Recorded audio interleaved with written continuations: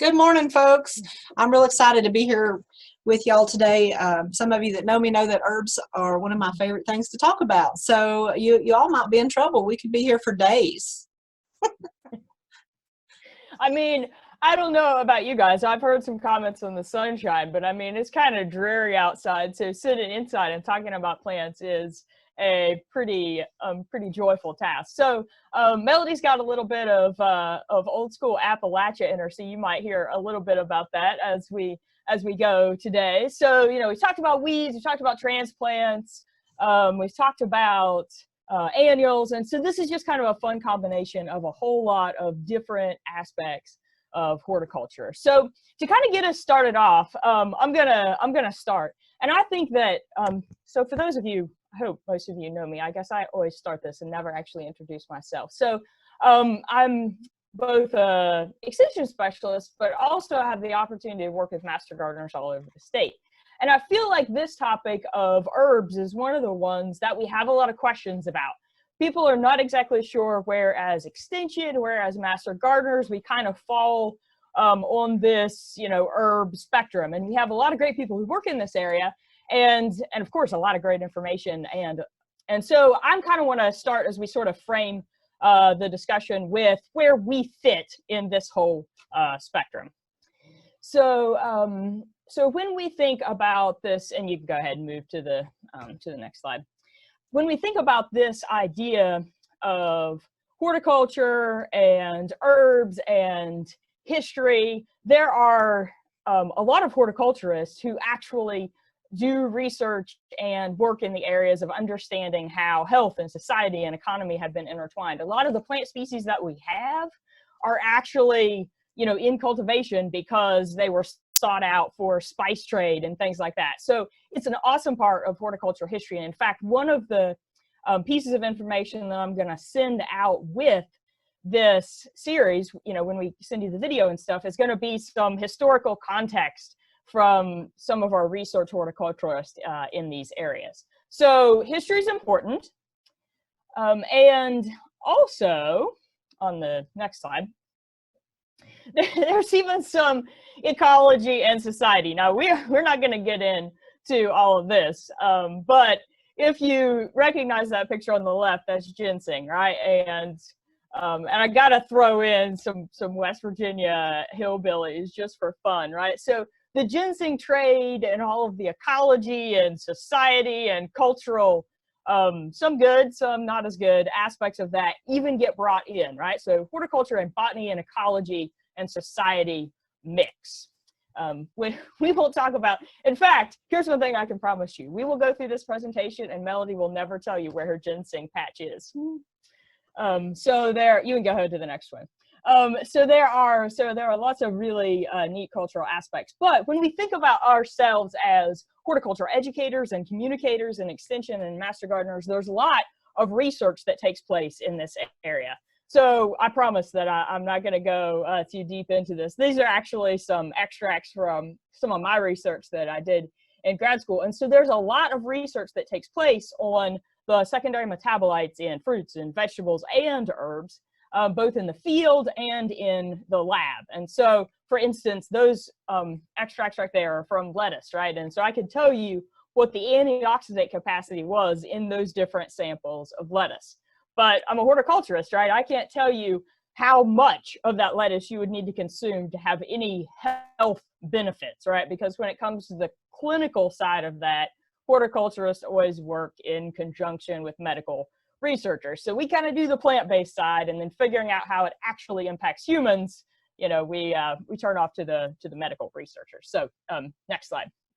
But there's also some other really fun horticultural research that takes place in some of these woodland, medicinal, herb types of plants, whether it be plant composition, whether it even be production possibilities and reality. So we don't really do very much of this at University of Tennessee, but at NC State University, there are actually some faculty members in the Mountain Crops Research Station that study woodland crops, right? So if you want to know how cohash performs or golden seal or ginseng, they're actually horticultural researchers that work in those areas so that they can support growers and help some of these niche crops actually support the economy. So, and finally, with that perspective on horticultural research and all of these different ways that herbs and plants and human health are intertwined, then this final slide just kind of brings us back to where we sit on this curve as master gardeners, right? So even though there's cool research going on in terms of, you know, those types of woodland medicinals, we don't really work with commercial growers, right? So, and actually that's even true for those of us as specialists. If we get those questions from somebody that says, you know what, I want to learn how to grow ginseng on my farm, we say, hey, there's some great folks at NC State that do that. Why don't you, you know, go connect with their information? And we don't teach or comment on modern medicinal uses, right? Because that's ingestion, you know, that falls more in the clinical side of things. Just the same as we don't comment on what mushrooms are edible, right? It's just outside of the range of what we do. So we keep it within our mission of horticulture education and within our expertise. So there are lots of master gardeners, and hopefully over the course of the summer, we may actually get the chance to visit some of these sites where horticultural aspects of herbs and human history come in the horticultural sites and the gardens that master gardeners manage. So a lot of cool education takes place there. And of course, when it comes to the common culinary herbs, there's a lot of great horticulture education that takes place there. So I hope that kind of provides a little bit of clarity about where we sit in extension and with master gardeners. And so with that, I'm going to turn the floor over to Melody for the fun part of the presentation.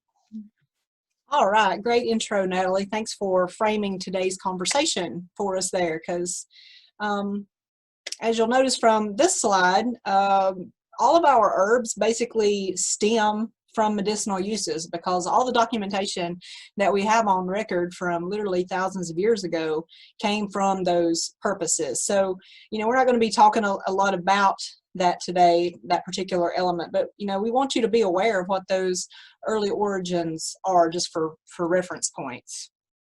So to get us started, what exactly is an herb? And to keep it kind of simple, any part of the foliage, the leaves or the stems, are what we're going to classify as an herb. Sometimes folks want to throw spices into the mix, but that is actually separate. That is going to be the seeds, berry, bark, root, or fruit that we're going to classify as spice. So think about the dill plant, for instance, because the foliage, you know, what we cut up and use in butter or for our culinary use is going to typically be the leaves and the stem. So we call that an herb. But the seeds that we use for pickling, we consider that a spice. So some of our herbs are actually going to be multifaceted. Take, for instance, nutmeg and mace. This comes from one tree. Basically, they are both considered spices, though. It's not technically an herb because we're using that red in the top corner there. That is that the deep red outer membrane of the seed that you see pictured there below. And cilantro would be another one of those that we could use the foliage as an herb, and then the seed, which is coriander, we would use that as a spice. So again, we're going to really put it in rewind, and we're going a long way back, because herbs have been in existence for about 60,000 years. We've been accumulating that knowledge for that long, although the first written documentation wasn't until 5,000 years ago from the Sumerians in the Mesopotamia region, which is now modern-day Iraq. And actually, some anthropologists that were working in northern Iraq actually unearthed a Neanderthal that had grape hyacinths, yarrow, ephedra, henbane, some kind of thistle, and even marshmallow pollen that was discovered on the body, just basically almost as a way of preserving that. And then recent studies with tooth plaque actually show that there were yarrow and chamomile and poplar that were in those teeth. So years and years ago that we can find documentation from herbs being used. So for today's purposes, we are going to go a little bit deeper. I've tried to list what all we do use herbs for, and there's a huge list there. But of course, aromatic and scents are going to be one area. Some of these herbs are going to be used for perfumes. Some are going to be used for beneficial and companions. I actually saw that in the chat box, as y'all were listing your favorite herbs, there was some mention there of using those as companion plants in the garden. Some are going to use them for crafts, culinary uses, of course. Some are great uses for dye. Of course, the history itself is pretty cool, and then medicinal, ornamental, and pollinator. And oftentimes, they're going to, again, serve more than one of these functions in our landscape. So again, just trying to set the stage for some of the things I'm going to be discussing as we move into the specific plants here in a minute. So just hang with me for a little while. But oftentimes we hear the word herbal and we associate that with drinking herbal tea. I saw somebody put that in the chat box a little while ago. And that is absolutely correct to describe it that way. But when we talk about herbals from years ago, that was actually an ancient manual that helped facilitate the identification of these plants that we now know today. And of course, they were documented again for those medicinal purposes. And you see there from that little box that even before the Christian era, there were hundreds of medicinal plants that were known in India. And then the Chinese have almost 2,000 plants that they have documented for herbal remedies. And then the Greeks also had written accounts. So of course, in China, they utilize herbs along with acupuncture and massage, diet, and exercise. There's many holistic practices in the United States today that help facilitate some of these things. Of course, India was the birthplace of Ayurveda medicine, which is basically the science of life. And then in Egypt, they utilized herbs in conjunction with magic and prayers and spells and sacrifices. And then we owe the Egyptians for the practice of embalming, because at that time they were using fragrant spices upon death to clean the inside of those corpses, because they thought that it helped appease the gods of death. So this one practice actually helped lead to world trade, especially with some of those spice routes.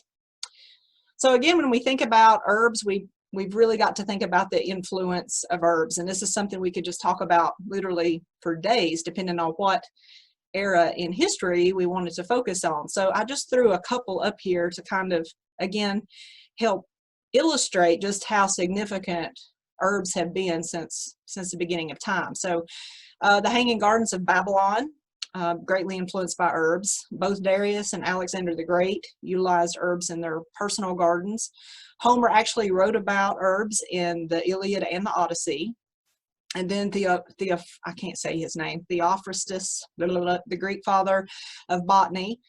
Queen Elizabeth actually helped bring herbs to England and helped grow that during the Elizabethan age. Of course, again, the spice trading routes were greatly influenced by herbs. Benedictine monasteries, those monastic gardens, that the monks were actually the ones very well respected, thought to heal. Folks took the sick and afflicted to those monasteries specifically for those purposes. And then the Crusades, Hippocrates, we're going to talk a little bit more about him later, the Ottoman Empire, the Orient, and then Culpeper, one of the first Puritan apothecaries. So lots of influence through the ages with our herbs, but probably no more than the Romans. When we really look at some of those historical concepts from those Roman garden villas compared to our gardens today here in the New World, you can kind of see how we brought some of that across the ocean as they come. You can see where that influence really comes from. So all those geometrically precise gardens with the topiaries, the canals and the fountains, the raised beds, garden rooms, potted plants, all of that kind of helped lead today to our specific gardening styles, the kitchen gardens that we had outside our back door, interplanting and raised beds, companion plantings. You hear all of those things mentioned today. And a lot of that was due, again, to some of the marriage of those traditions with the Native Americans to the Pilgrims when they first came here. So again, just bear with me here because I'm going to mention some of these folks just to kind of get you kind of set again, because it's these individuals that kind of help document herbal lore and medicinal uses to bring us to where we are today. So Pliny the Elder is probably one of the most notable when it comes to the history of herbs. He wrote Naturalis Historia, which means natural history, and it was one of the single works to have survived during the Roman Empire. And he actually focused not only on botany, which actually years ago herbalists, or what we call botanists today were actually termed herbalists back in the day.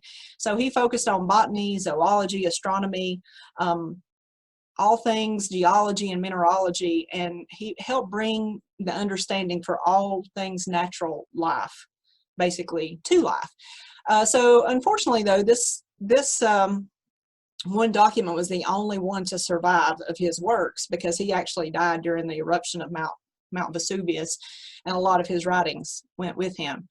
But he was also one that helped kind of bridge the gap between horticulture and agriculture. So a lot of the legumes that we use as cover crops, some of those names, he helped contribute to that, as well as crop rotation practices and farm management practices. He was one of the early ones that was responsible for some of those things. He was also one that helped transcribe from the ancient Greek documents to make it easier, for all populations to be understand what those plants were, and to make them more identifiable for everyone.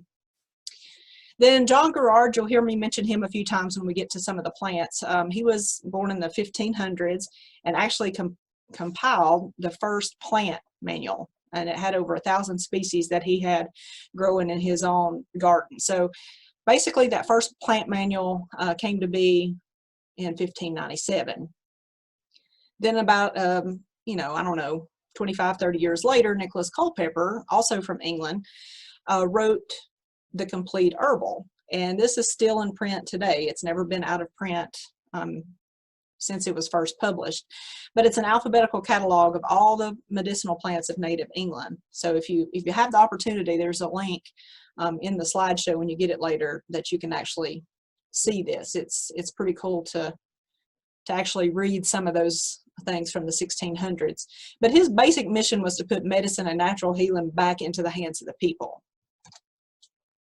So just a few more things before we get started. You're going to hear me talk about mordant, which is a dye fixative, basically. Sometimes you have to utilize other chemical elements to get that chemical reaction for the dye to take hold. So you'll hear me mention that with some of the plants. And then Benedictine and Chartreuse are two things you'll hear me also mention, because we're going to talk about these French liquors. But these were those medicinal liquors that were created by monks. And actually, say I've got a picture here on the next slide, but the letters DOM, Dio Optima Maximo, means to God most good, most graceful.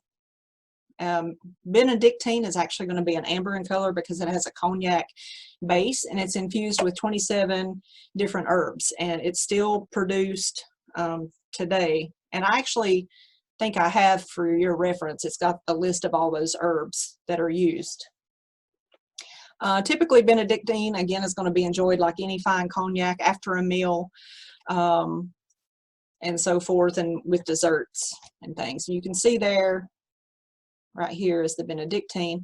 And then the Chartreuse is two different kinds. There's a green and a yellow. And again, this is a French liquor, and it's naturally made. That's why it has the green colors, and both use about 130 different herbs. And they're just macerated and steeped in alcohol for about 8 hours. So they still use these in common practice, and often will sometimes enjoy with their coffee.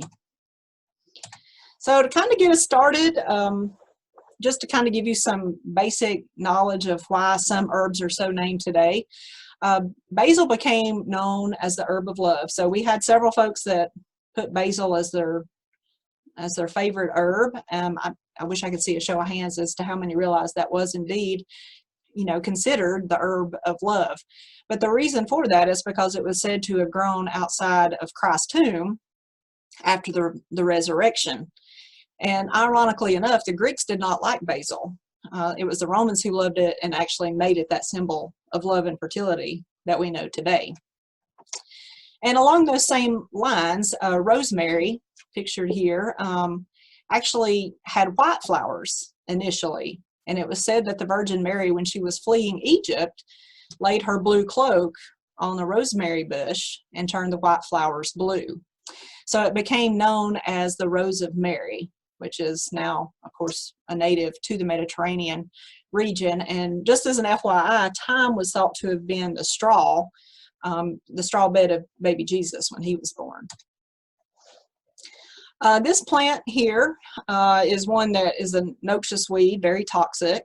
It's called the poison hemlock, but there's even documentation way back that show this plant was utilized. This is a picture of Socrates, and his scholar Plato actually documented his death. He was sentenced to death. He was a bad boy, so they made him drink the juice of the poison hemlock.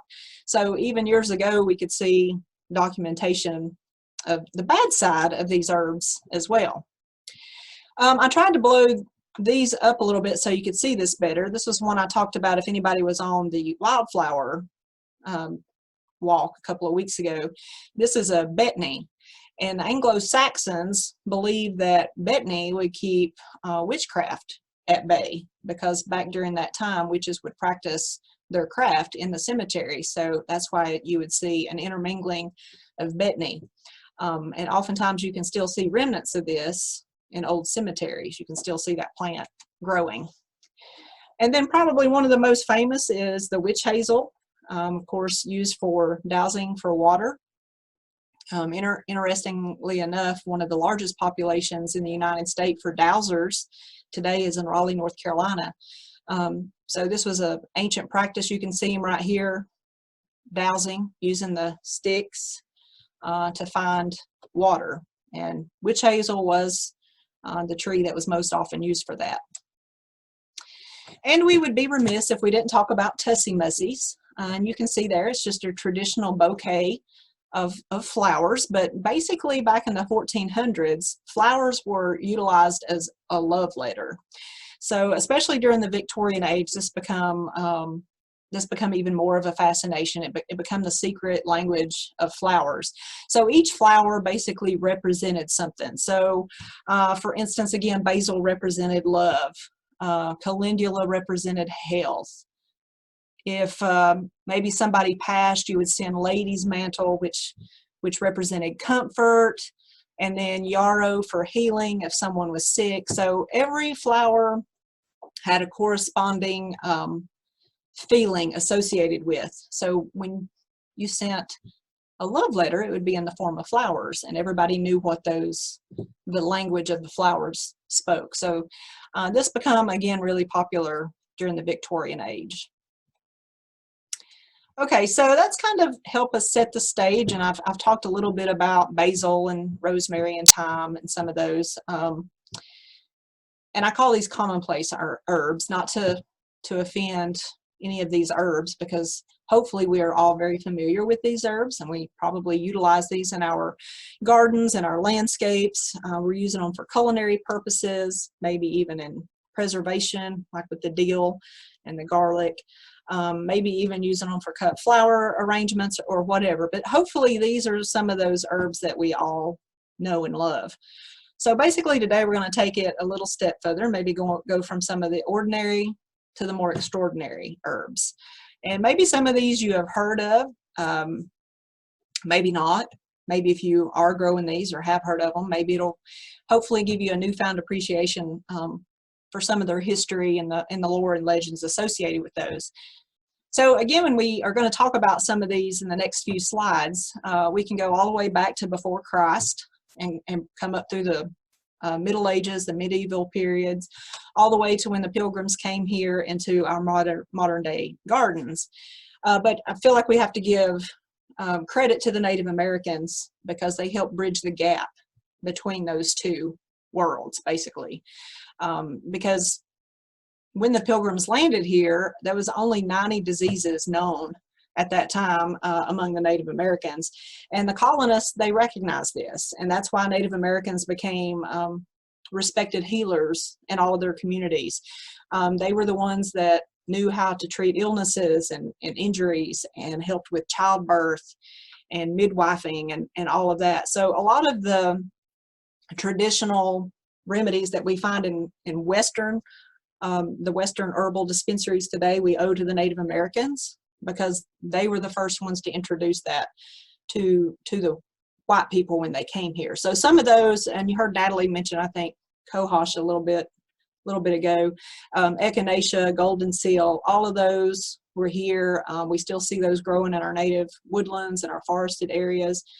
still utilized today. But it was because of that, again, the Indians helped bring some of that knowledge to the colonists during those times.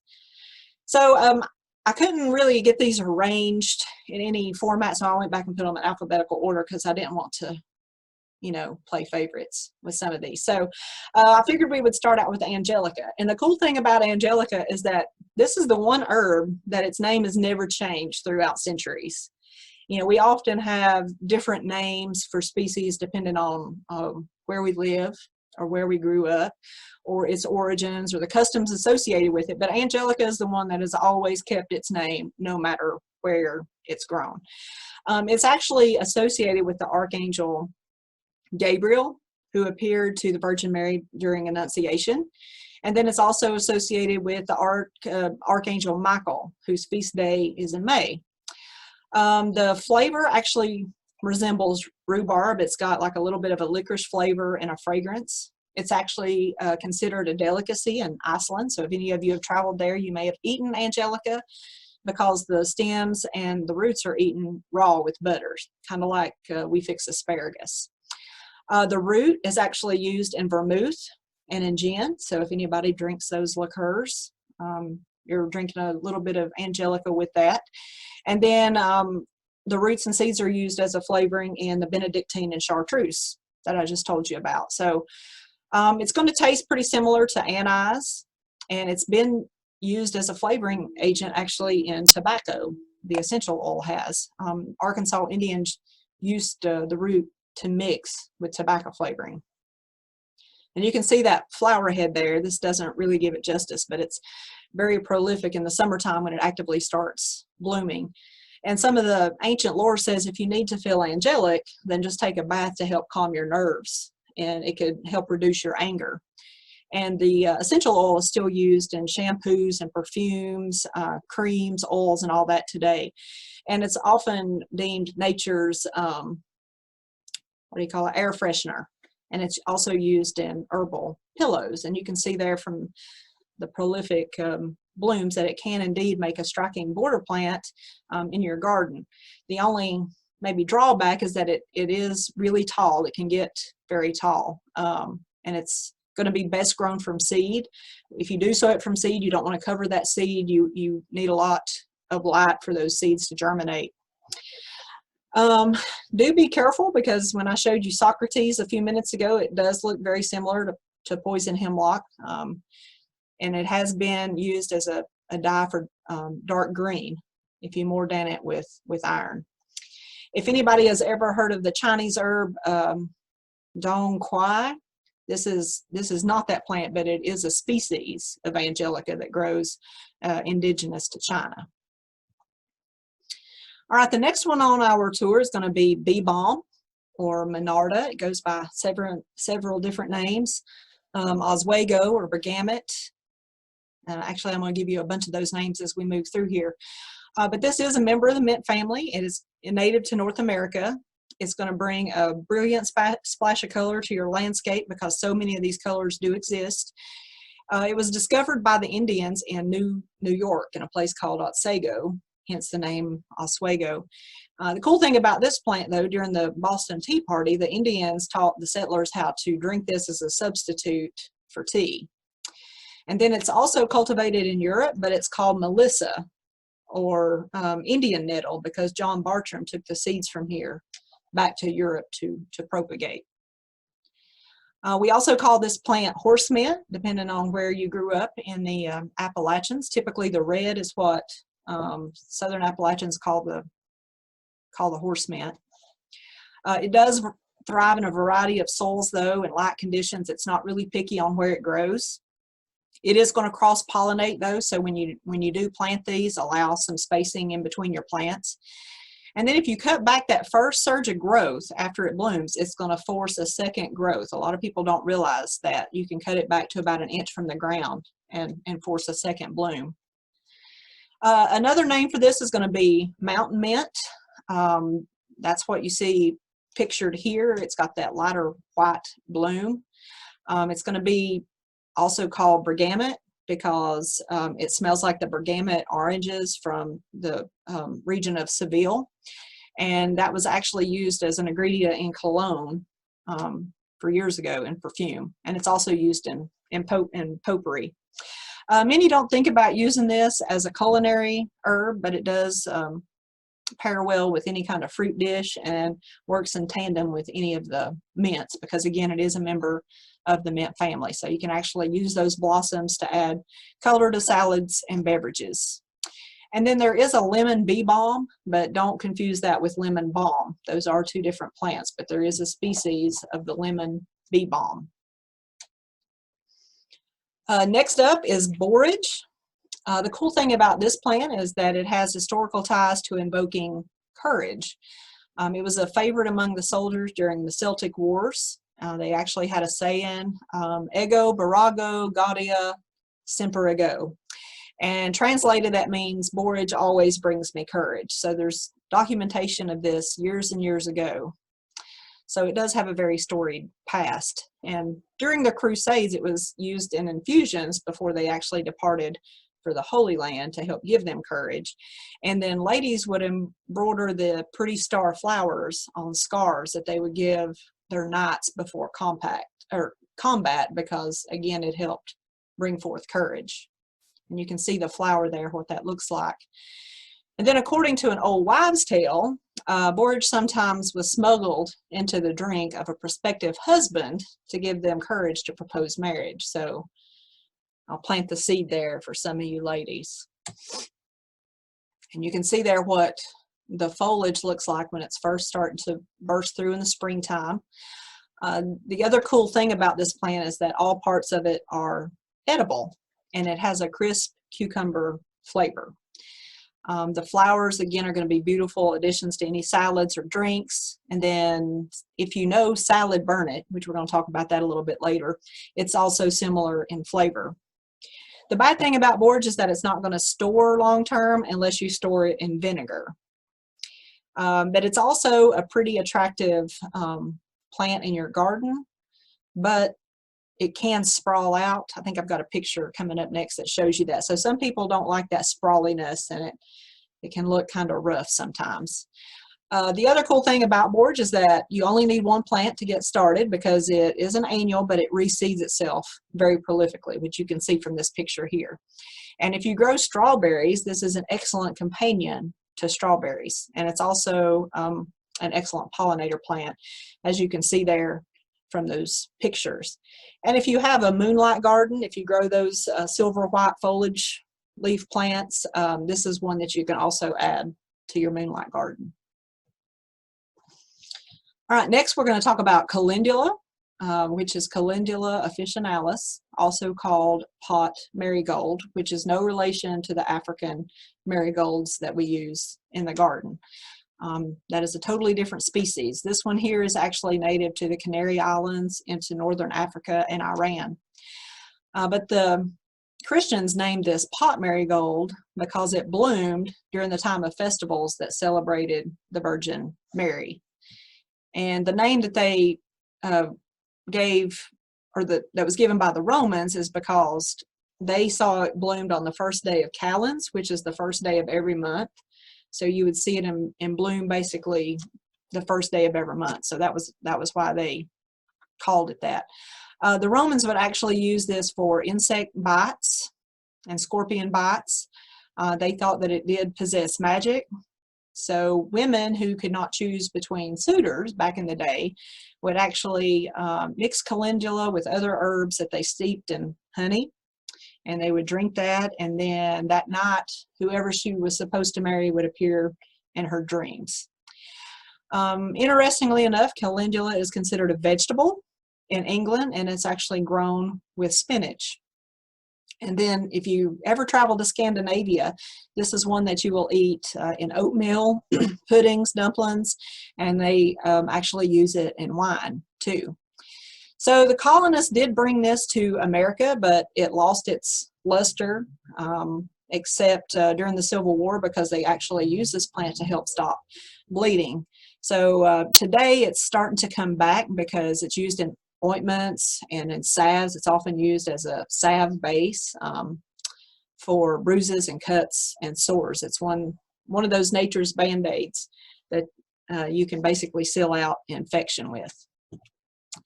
It's also going to make a really attractive border plant. It's going to grow easily from seed. The key here is that you need fresh seed. You can't store seed from year to year. That's going to be pretty essential. A hardy plant's going to survive frost even up until it gets 25 degrees. And so it's going to last a little bit longer than some of our other plants in the fall. If you harvest the petals, make sure that those petals don't touch one another, because if they do, they'll lose their color. So if you're using for any kind of crafting purposes, just be gentle with the petals when you pinch them. So now, as you can see from some of our haircuts and everything, where none of us have been to the hair salon in a couple of months, our highlights are starting to fade.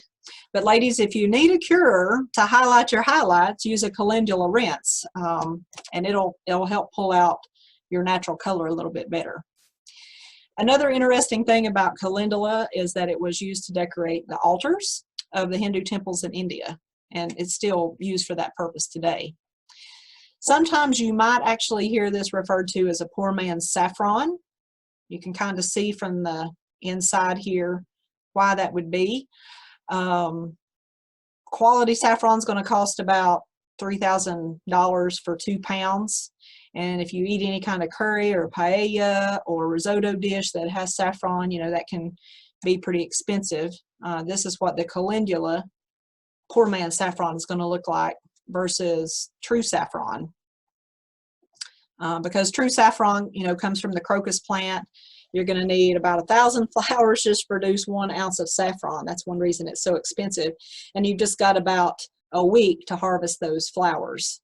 So pretty much now these are commercially produced, but if you're a poor man, you can use calendula in place of saffron. All right, so somebody put in there in the chat box that chervil was one of their favorite herbs, so that's really cool. Not a lot of folks recognize this herb.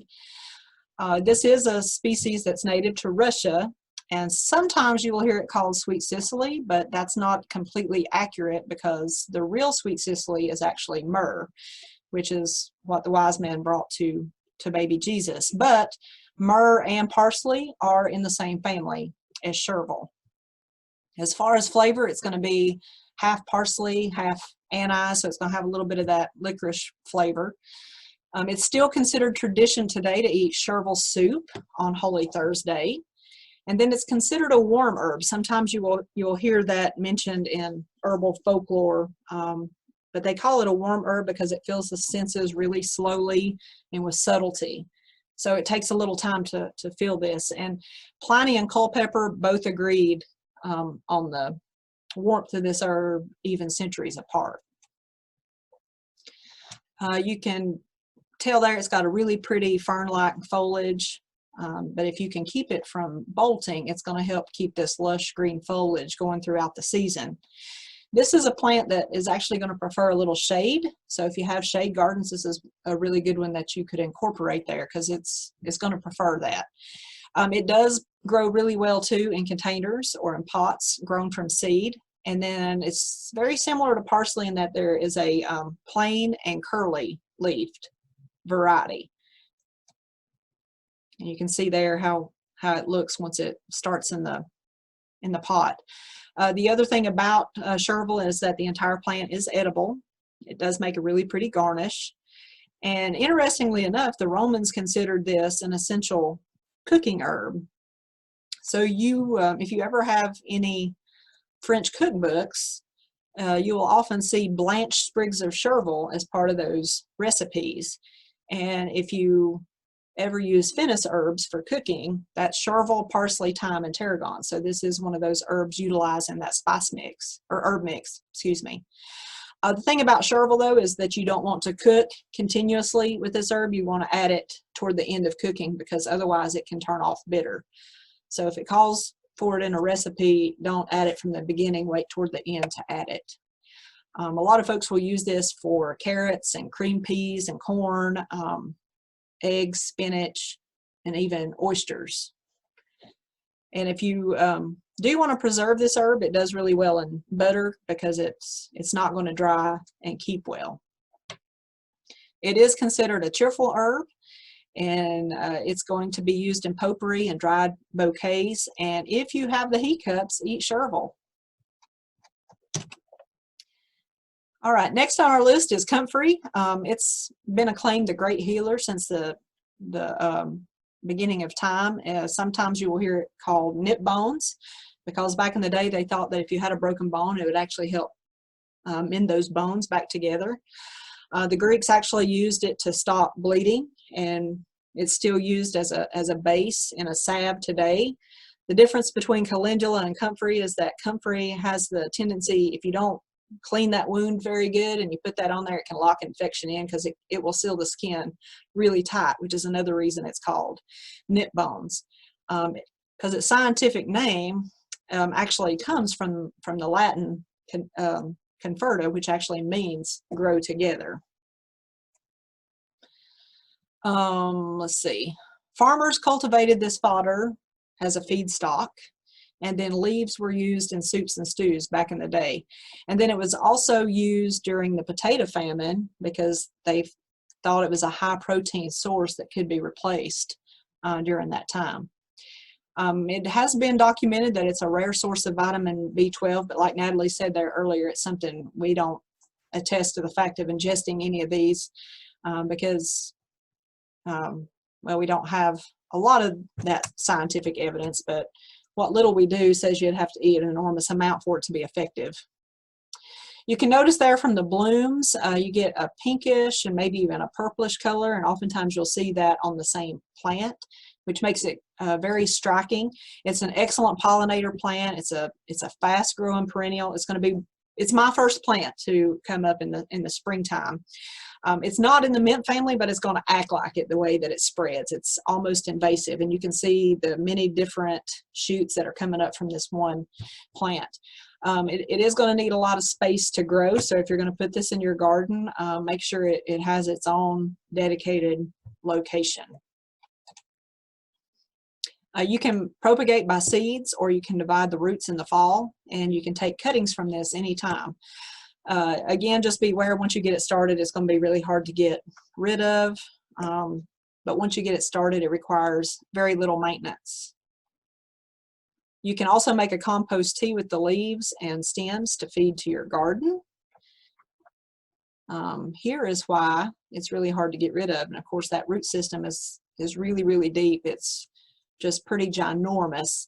And it's for that reason it's considered what we call a minor plant. So those roots can go really, really deep and pull up some of those micronutrients that some of our normal plants can't reach, and make them more available for our other plants in the garden. Which, even if we're not growing this in the garden, you can continually keep cutting that comfrey back all throughout the season. And you can either make that compost tea I was talking about, or just trim it, cut it all the way back, because it's just going to keep being a prolific bloomer until frost. But you can cut all of that foliage back and go put on your garden or on your compost pile, and it helps speed up the process. Plus, because it's a minor, it's going to be feeding your soil as well. ELECAMPANE, this is known as a wild sunflower. It's native here to North America. It blooms all the way from Nova Scotia all the way down to the Carolinas. It's considered a very bitter and pungent plant. The Romans actually used this for indigestion. And there's many fables about the name of this plant. So many feel like it was tied directly back to the Helen of Troy, that she actually ate this plant when Paris accosted her. Some other fables say that it sprung from the goddess Helena's tears, and then a third legend describes it being named after the island of Helena, where some of the better plants grew. As far as Pliny, this was one of his favorite plants. He documented this several times, and it actually survived many conflicts during the Middle Ages, so that's why it earned the name elfwort and wild sunflower, horsehill, and scabwort. And the reason for that is because veterinarians used this because they had the belief that it had the capability to heal sheep scab and any kind of horse ailments. It is a gorgeous ornamental, especially if you plant it along with daisies and geraniums. You'll often see it planted in natural habitats or along water's edge. Plus it makes a really attractive flower to a dried arrangement. And you can see there again that root system, because the Indians also use this one for a vast array of ailments. And then the root is actually used as a flavoring for sweets and in candies. And you can see how tall that plant, just got some unique foliage to it.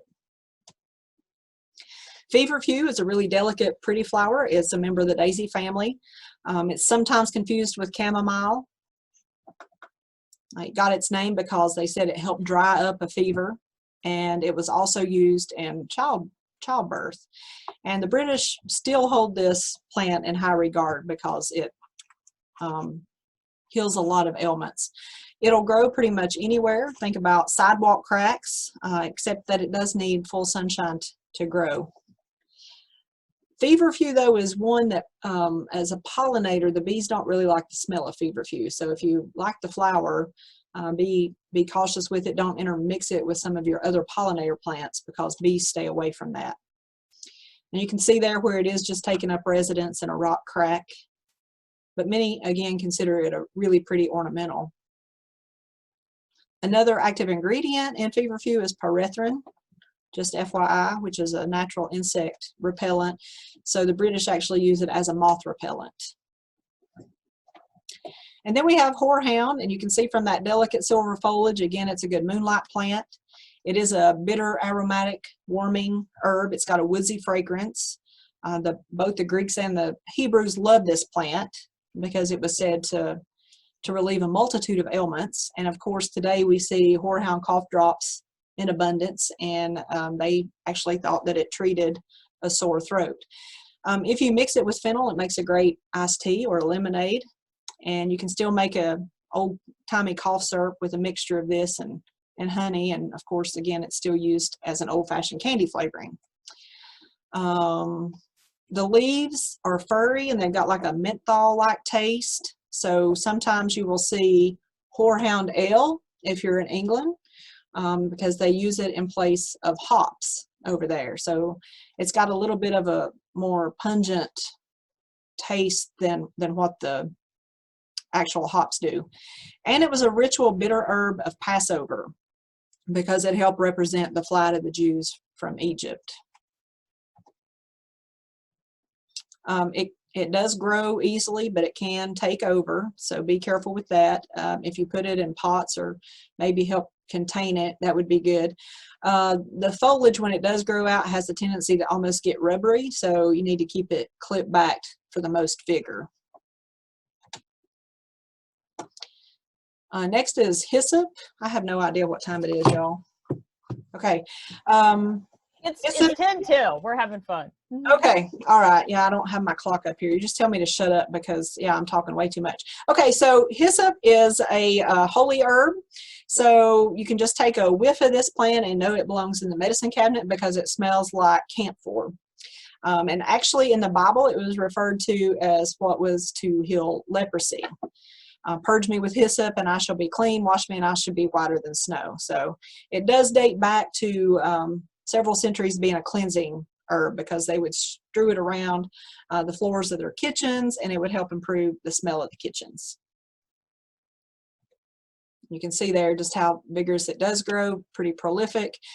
Hippocrates really liked this herb. He did use it in his the monks used it in Benedictine and Chartreuse. It was often said that it could cure a black eye, and it can be a substitute for cosmary or mint, and it's going to be easy to grow just like the mints. Keeping it clipped will keep it growing. Just remember that if you're growing it for a pollinator plant, the bees, of course, love it for food, and actually ancient beekeepers would say or would plant this next to their beehives because they said it would sweeten the honey.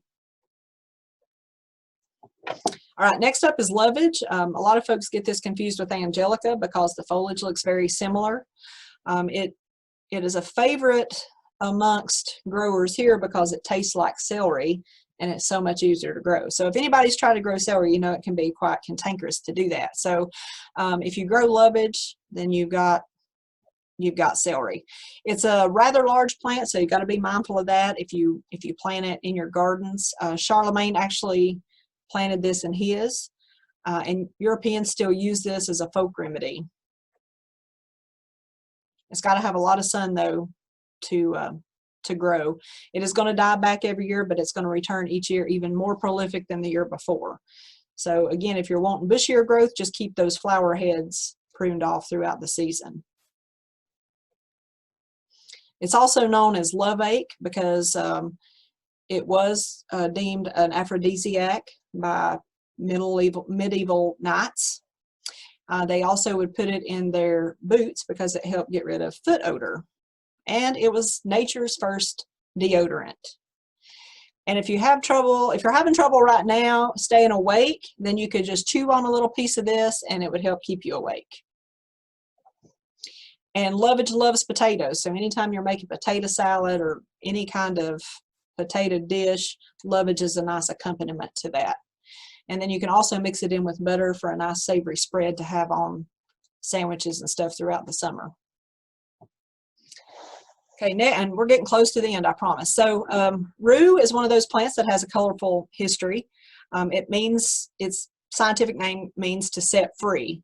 And Aristotle loved this herb. He documented it several times because it cured indigestion.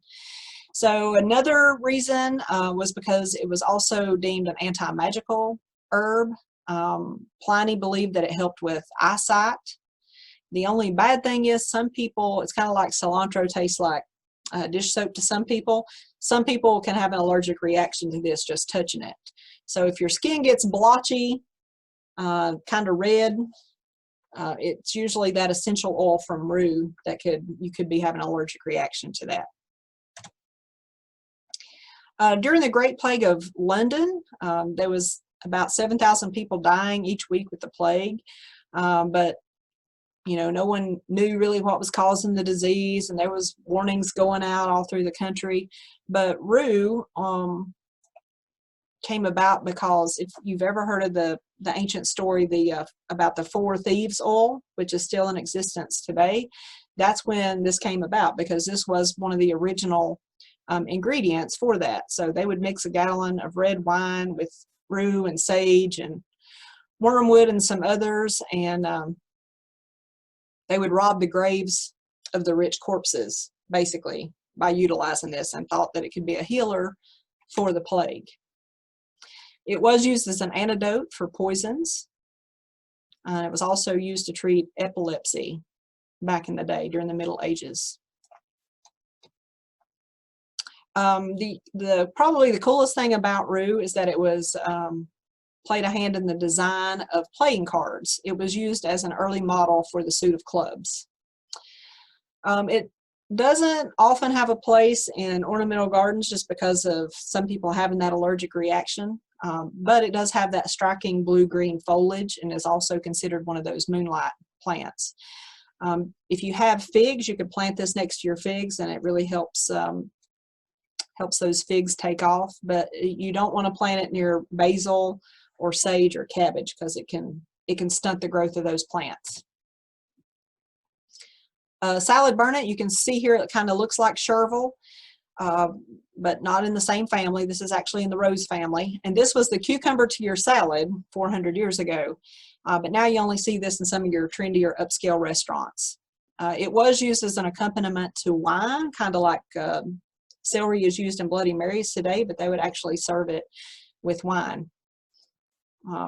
Pliny often raved about this plant in his writings too, and you can see, well, I've got a picture of the flower head in a minute ago, or here in a minute, sorry. But this is one of the herbs that the colonists brought with them to use as a tonic. So some of you have heard me in other classes talk about ramps in the springtime. Our early settlers here in the southern Appalachians use that as that cleansing tonic in the spring. Well, salad burnet also served that same purpose before ramps were discovered. And you can see that pretty flower there. It's very prolific. You can use the tender leaves in salads because those older leaves are going to be a little bit bitter. You can actually use the seeds in cheese spreads and in marinades. blend it with other herbs for zesty flavoring, and add it to coleslaw or yogurt or any of those as a carrier. This was considered one of nature's first deodorizers too. All right, savory. There's actually two different kinds of savory. There's a summer savory and a winter savory. The summer is a summer annual, and it was at one time the strongest cooking herb available to Europeans until the spice trade opened up and brought them black pepper. So this is one that we have documentation of being used for over 2,000 years. It's so named because of Saturaja comes from the Latin for satire, which was half goat and half man. And they said the satyrs actually are what owned this plant back in the day. Virgil also mentioned this in his writing and suggested planting this near beehives because of the pleasant scent that it produced. The Saxons just named it savory because it had that pungent, sweet smell. And years ago, they thought that this was a cure for deafness. It is native to the Mediterranean region. It's going to be really easy to grow from seed or cuttings. It's going to germinate really quickly. If you plant it like now, as cool weather as we've had, it's going to take it a little bit longer to germinate. The winter savory is a little bit shorter lived. So if you do plant winter savory, even though it's a perennial, you're only going to get about 3 years of a lifespan on it. And then the herbes de Provence, however you say that in French, this is one of those herbs that is used in that herb blend. This was not cultivated though until the 9th century by Italians, and they used it in green beans and lentils, and that's still popular today because many people utilize it as a salt substitute. And yeah. Okay, so next up, if you were on the wildflower walk a few weeks ago, you heard or you saw me show you this out of my garden, and I actually said I didn't know if it flowered because I keep it clipped back with the weed eater and everything, but it does indeed flower, and it's almost like a low maintenance carpet for your landscape. The neat thing about this is it smells like fresh cut hay with a vanilla scent when you walk by it. So it's very fragrant, still used in perfumes today. Medieval churches would actually hang sprigs of this during religious holidays. And then the Elizabethans would make sachets and wreaths and things like that each year to hang up. In Germany, they would actually take the sweet woodruff leaves and flavor their May wine with it, and they actually still do that today. It's called May bowl, and May days actually date back to the ancient Druids, so they considered when you added the sweet woodruff to a young wine, it would help improve that harsh flavor of the wine because of that, again, that vanilla hay-like essence. In herbal folklore, sweet woodruff represents humility because it does grow so low to the ground. And they, you can see those whorls. That's how it got its scientific name, because it looks like the spokes on a wheel. And Scandinavians use this herb as a cordial and still utilize that today. It adds a little bit of a grassiness flavor to the wine. Think Sauvignon Blanc. It's still used today to scent linens and repel insects, and it is considered a classical woodland residence. And then it will yield a tan dye if you mordan it with alum. And it's just really pretty in a natural forest woodland habitat. Okay, I promise we're getting close to the end, y'all. So valerian is going to come from the Latin valere, which means to be strong or to be well. So this was actually used as a tincture in World War II to treat shell shock, which is what we know today as PTSD. And the Anglo-Saxons also use it to treat shock. So there's an ancient legend here from the Pied Piper of Hamelin. It was said that he used valerian to rid the town of rats. I don't know if any of you are familiar with that legend or not, but it's a good way to intoxicate cats and drive rats away, because cats, you would think this was catnip, the way that cats react to this. They love the smell because it does have a distinctive odor. It smells like dirty socks.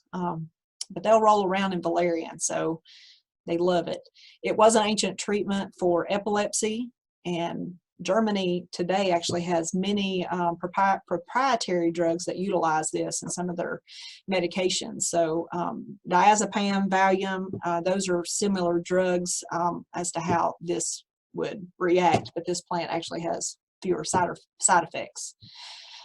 In the garden, valerian is going to be one of those old-time favorites. You're going to have several cultivars and colors available. It's very easy to grow because it does grow wild here in North America. They germinate pretty poorly in the springtime, so you got to wait till the soil warms up before you sow the seed. And you can see there what that root is going to look like. It's good to help build soil tilth. And it's also touted again as nature's tranquilizer. Some people say that this was, because another name for this is spikenard, so some people say that this is what was referred to in the Bible. It was actually valerian. And second to last is vervain. This is one that's used extensively to, whoops, I lost my place there, y'all. Oh, okay. Yeah, this was considered an old companion to the human race. This was very sacred to the Romans.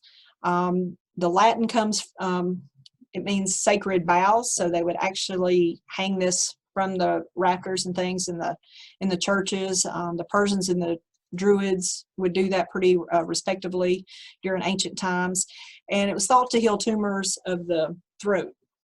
It was also rumored that if you saw a shooting star, you could rub vervain in a handkerchief over a pimple and it would remove it. But you had to do it with the handkerchief. You couldn't do it with your bare hands, or otherwise you would just transfer the pimple to your hand. So you had to be careful with that. Some consider it just a plain Jane plant, but it was considered one of the most magical in Europe and Asia. It was used to purify those sacred spaces. It would improve immortality. It was utilized for crop fertility, prosperity, and love. So they also thought that it would protect you from lightning and evil forces. And the Iroquois, interestingly enough, would take these flowers and mash into a pulp, and they said that if you wanted to get rid of obnoxious people, that would do the trick. So anybody that wants to get rid of obnoxious people, grow vervain. And then if you drank a tea, they said it would protect you from vampires. So very much one of the most magical plants in ancient Europe. Okay, woad is also called asp of Jerusalem or glastum. The biggest thing here, because I'm running out of time, is it's in the brassica family. It looks a lot like wild mustard, but it is a beautiful blue dye. So it's going to be a really attractive plant to your garden. But this was what was used as blue dye before indigo. So just an FYI, it's got some pretty magical properties just from that vantage point. Woad would yield the blue dye, weld would yield yellow dye, and then madder would yield red dye. And that was what was used back in the ancient days to dye textiles. Last one we're going to talk about is wormwood, which is Artemisia, also considered one of those moonlight plants. There's about 400 species of this plant that do exist. It was named after Artemis, but this is where the ancient liquor absinthe come from. Probably a lot of you know that. France actually banned this in 1915 because it literally made people pretty crazy.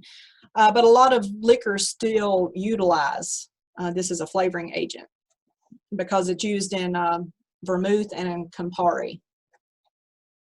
This is one that's never used in cooking, but it was used as a worming medicine. Veterinarians loved it for animals, and then it was also used for worming people. But there's some pretty early historical documents that date back to 1600 BC for the use of this plant. And it was actually said that, according to legend, wormwood is what grew up the trail as the serpent slithered out of the Garden of Eden.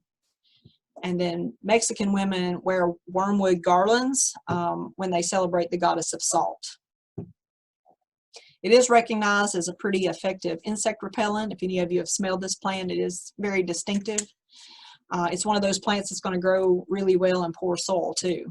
But it's not a good companion in the garden, again, because of those absinthe properties, which can be toxic to other plants. So think black walnut and tomatoes. It's going to have kind of similar effects. Okay, I'm just going to finish up here. I've got just a few slides. You'll have these for reference, but I tried to go through and list some herbs that actually are stimulants, herbs that are soothers, ones that are more fragrant. And then I also added some additional notable herbs. If you study some of these plants, you can find out where their place in history truly was. And then just to kind of finish up with what Natalie started us out with, the phytochemistry of plants, the study of those chemicals in plants is pretty cool. And these are all terms that we've heard with plants, so you can see just how much plants really do offer the modern world, and how far we have evolved, and how much that herbs truly have influenced modern day herbalists just like you and me. So I hope you've learned a little bit about some of the historical references. Like I said, I could talk for days. Y'all got to cut me off. I sped through that there at the end. So there were notes in the chat box that were like, "Don't make her stop." I'm like, I can't make her stop. No one can make her stop. Well, I sped through that at the end when y'all told me I had 10 minutes. So when Natalie sends this out, you will get all those notes in there too, with some of those lore and legends, some of the things I didn't speak to, or there will also be some references embedded throughout that presentation. So make sure you check them out. And I didn't do a lot of the Appalachian folklore because I do that separately. Plus, we're going to make everybody come to Blountville in a couple years for state. Right? Yeah. We'll get in lots of Appalachian. Yeah. I actually have a little poll here that I hope works to give y'all a little bit of a chance to give us some feedback on that. And another thing that I wanted to share, I think that I've actually got my screen pulled up. One of the things that I'm going to send with all the information is the fact that our friends across the mountain have a great plants database. And so many of you who've been around Extension or been Master Gardeners for a while know that one of our hesitations in sometimes sharing herbs is not having land grant or university backed resources that we can go to for some of these plants. And so there's a great resource base here that has a lot of information on all of these, including whether it's edible or whether it's not. So some very useful information, and I'm gonna send that out. It's a part of the whole North Carolina plant toolbox, which is actually pretty cool. There's identification. There's way more than herbs there. So we'll send this information out to you as well. I mean, I couldn't think of any way to end a presentation that Melody gave than by bragging on North Carolina. So so we'll get that out to you. And I think everybody's, oh yeah. Yeah, we've already got over 130 people that have answered the poll question. As you can tell, I got a little bit loopy at the end. There's a little bit of a smart aleck response there, but we're so glad that y'all have joined in with us on this series. And I'll send out the recording, we'll send out the background information, and I'll also send out the information for what's coming up in May. So we are not done. We are going to continue to hang out with y'all over the course of the rest of this year. I want to go ahead and let anybody who has any final questions put in the chat box. Melody, do you have anything else you want to share as we close? I did want to share, because just looking at some of the comments, I wanted to come to you live again from my garden, but I told Natalie the only thing I really had up to talk about was the comfrey and the tansy. And just as an FYI, I named my cat Tansy because, it can be an invasive species, but that's a whole It's kind of mean too, yeah. A little bit peppery. But what I may do is, as my herbs continue to come on up, I think I'll do like a short video and maybe get Natalie to share that with all of y'all too, so you can kind of see how they're placed in the landscape, especially shade versus sun and some of those things. Yeah, absolutely. We'll get it on YouTube and get it shared with people throughout the season. All right. Well, thank you all very much, and I look forward to seeing you in maybe future herb talks down the road. All right. Have a great Tuesday. We'll see y'all soon.